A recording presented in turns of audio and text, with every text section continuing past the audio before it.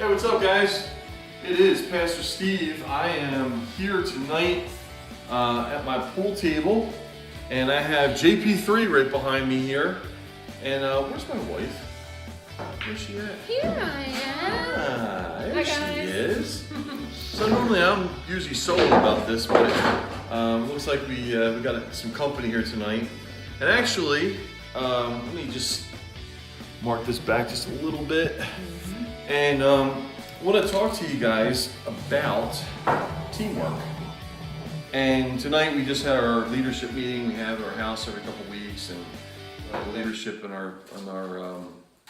our team for the church. And I was just thinking about this while we were playing pool.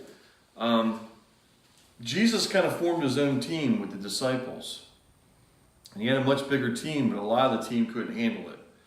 And then he ended up with 12, and one of them, they betrayed him. And I think to myself about teamwork, when you look at church, there's always going to be problems with people. We're humans. We don't always get along. We don't always see eye to eye. We get on each other's nerves, whatever it may be. But the bottom line is, at the end of the day, God is looking for unity. And love. And love. Thank you, honey. And the question for you is, do you feel like you have unity in your home? Do you feel like you have unity at your work? And maybe you say, well, Pastor, it just seems like a disaster, and I don't have any of that, and I don't even know where to begin. Maybe you don't have it even in your heart. Maybe it's something that God is saying he wants unity with him first. And I'm here to tell you and encourage you to think about that once you have that unity with God and you're on the same page with him and knowing Jesus is your Savior, and then understanding that he's going to teach you through life how to love him and love others, the other stuff starts to fall into place. It's not necessarily a smooth road. It's a very bumpy one. But at the end of the day, when I have Jason and my wife and others that contribute in the church week in and week out, they don't do it for me. They do it for God, because they see the change that he's done in their life. And then that change prayerfully will help change others.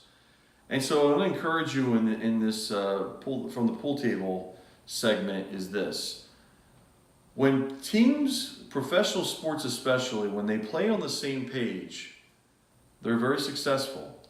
But when one person thinks they run the whole thing, it doesn't work. The superstar, if you followed the Sixers some years ago, there was Allen Iverson. And he thought he was everything was built around him, and they drafted him, and they said this is his nickname was the answer, and he was a great player, and they actually went to the finals. But they couldn't do it on him alone. And all the injuries that they had along the way, they just ran out of gas. And the Lakers beat them, I think it was like 3-1 or 4-1, whatever it was. And so I'm saying to you that start with this. Start with unity with God. Start with that and get on the team Jesus. Go team. Go team, exactly. And then from there, one day at a time, one step at a time, form your own unity with your employees, your fellow employees, or if you own a business and you want your people to play on that team. Make it a team effort. Don't make it like, well, you got to be there or else. No, you're a team. And when people get together, they can do great things together. But if you're one person and you're just doing everything by yourself, you're going to burn out. It's not going to be as gratifying, and it's all going to be about you. And that's anything but what God wants. So, again, just to kind of wrap it up, think unity. My wife has a saying, it's probably not an original because I think I've heard it before, but she says there's unity in community. Yeah. If you take that word, unity, and then you add the other part of it, you get community. So, unity without the other part of the word, it's solo. All right? So, rock and roll, guys. Have a great week, and God bless you. And by the way, Restoration House, if you want to come and visit in person, 2201 East Main Street here in Millville, 2 p.m. on Sundays. Come as you are. Don't worry about all the dress-up stuff and everything. Just come, okay? Website, rhmillville.org. Check out the sermons and so forth. So, and my darling wife, Anna Marie, is saying... Bye now. Bye now. God bless you guys.